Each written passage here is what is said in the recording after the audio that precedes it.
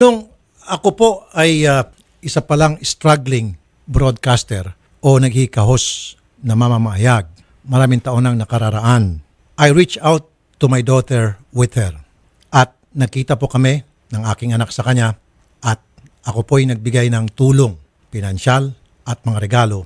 At nagkaroon po kami ng mga panahon na yon ng understanding ni Julieta Lico Pearson. At that time po, siya ay Mrs. Pearson na. This was many years ago. Ang understanding po namin ay wala nang pakialamanan, magkanya-kanya naman kaming buhay sapagkat siya po ay kasal na.